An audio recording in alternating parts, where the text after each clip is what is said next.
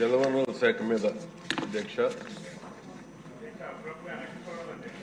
జలయజ్ఞం పేరుతో ఇది లాస్ట్ పేరు ఉంది. గత ప్రభుత్వం అధ్యక్ష ధనయజ్ఞం చేశారు.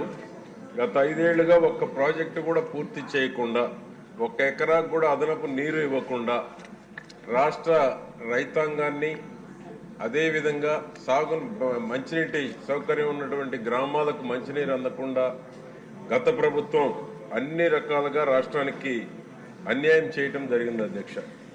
జలయజ్ఞాన్ని పూర్తి చేస్తామని చెప్పి పోలవరం, వెలుగొండ సహా అన్ని ప్రాజెక్టులు కూడా పూర్తి చేస్తామని చెప్పినటువంటి గతంలో తెలుగుదేశం ప్రభుత్వం అధికారంలో ఉన్నప్పుడు పోలవరాన్ని అత్యంత ప్రతిష్టాత్మకంగా తీసుకొని సాగునీరు, త్రాగునీరు, పరిశ్రమలకి ఓల్డ్ 13 జిల్లాలకు కూడా ప్రత్యక్షంగా పరోక్షంగా ఈ యొక్క పోలవరం ప్రాజెక్టు ఫలాలు అందరికి అందుతాయనేటువంటి ఉద్దేశంతో మన ప్రీతం ముఖ్యమంత్రి చంద్రబాబు నాయుడు గారు పోలవరాన్ని సోమవారంగా భావించి ప్రతి వారం దాని మీద దృష్టి కేంద్రీకరించి రాష్ట్రంలో అన్ని వర్గాల ప్రజలకి, అన్ని జిల్లాలకు అన్ని రకాలుగా ప్రయోజనం చేకూర్చేటువంటి ప్రాజెక్టు మీద దృష్టి కేంద్రీకరించడం జరిగింది అధ్యక్ష.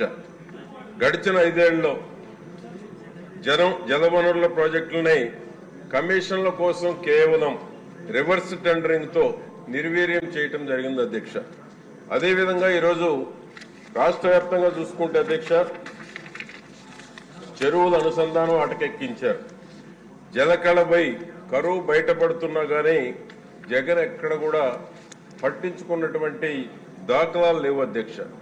అదే చంద్రబాబు నాయుడు గారు హయాంలో జలవనరులే జాతికి జీవనాధారంలా భావించి ప్రాజెక్టుల పరుగులు తీస్తే గత ప్రభుత్వం జగన్మోహన్ రెడ్డి మాత్రం జలవనరుల ప్రాజెక్టుల్ని పూర్తిగా నిర్వీర్యం చేయటం జరిగింది అధ్యక్ష.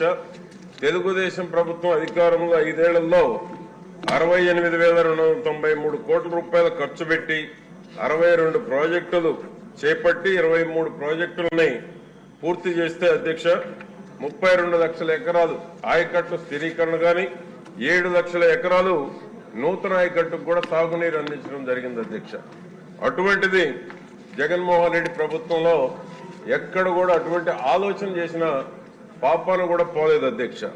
అదేవిధంగా చూసుకుంటే అధ్యక్ష 4,735 చెరువులు అనుసంధానం చేయటం జరిగింది.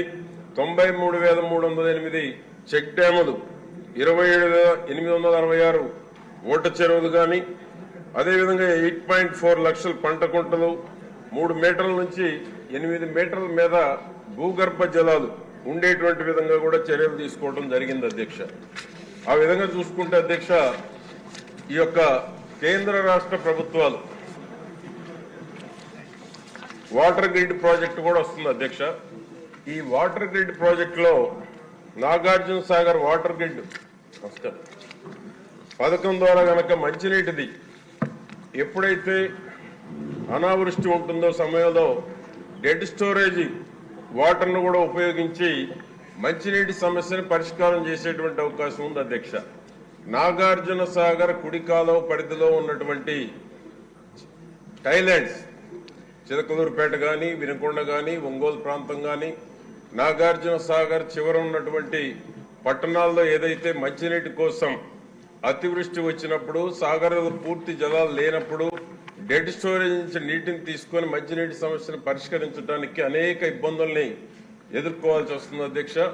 దీన్ని వాటర్ గ్రిడ్ ద్వారా గనక మనం తీసుకోగలిగినట్లయితే ఈ మంచినీటి సమస్యని మనం పరిష్కారం చేసుకునేటువంటి దానికి అవకాశం ఉంటుంది అధ్యక్ష. అదేవిధంగా గతంలో అధ్యక్ష గుంటూరు ఛానల్ పొడిగింపు టెండర్ పిలిచి ప్రీతం ముఖ్యమంత్రి చంద్రబాబు నాయుడు గారు ఉన్నప్పుడే టెండర్ పిలవటం కూడా జరిగింది అధ్యక్ష. ఆ తర్వాత వచ్చినటువంటి ప్రభుత్వం దాన్ని ఎక్కడ ముందుకు తీసుకువెళ్లేదు అధ్యక్ష. అదేవిధంగా నాగార్జున సాగర్ రైట్ కెనాల్ ద్వారా చివరి భూములకు నీళ్లు అందేటువంటి దానికి కనీసం మరమ్మతులు కూడా చేపట్టలేదు అధ్యక్ష.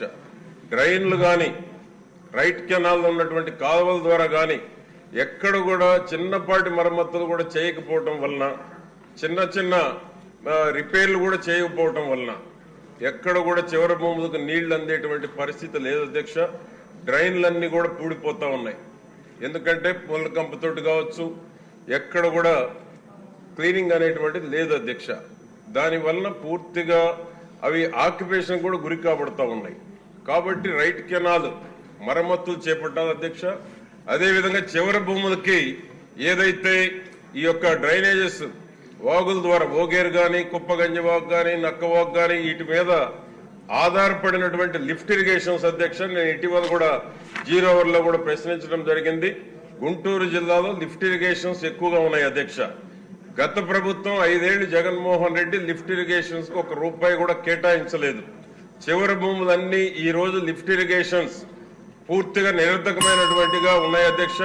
లిఫ్ట్ ఇరిగేషన్స్ కూడా నిధులు కేటాయించి ఏదైతే ఉన్నాయో ఇటీవల కాలంలో అధ్యక్ష ట్రాన్స్ఫార్మర్లు, మోటార్లు కూడా దొంగిలించబడినాయి అధ్యక్ష. కనీసం వాటి రిపేర్లకు కూడా నోచుకోలేదు అధ్యక్ష గత 5 ఏళ్ల కాలంలో. కాబట్టి లిఫ్ట్ ఇరిగేషన్లకు కూడా, ఎందుకంటే గౌరవ ముఖ్యమంత్రి గారు కూడా సభలోకి వచ్చినారు కాబట్టి లిఫ్ట్ ఇరిగేషన్లకు కూడా నిధులు కేటాయించి పల్నాడు జిల్లాలో 157 లిఫ్ట్ ఇరిగేషన్లు ఉన్నాయి. అన్ని కూడా పూర్తిగా నిరర్ధకంగా ఉన్నాయి. లిఫ్ట్ ఇరిగేషన్లు కూడా నిధులు కేటాయించాలని గౌరవ నీటిపారుదల శాఖ మంత్రి వారి దృష్టికి తీసుకొస్తూ రైట్ కెనాల్ రిపేర్లు కూడా చేయాలని మీ ద్వారా కోరుతా ఉన్నాను అధ్యక్ష.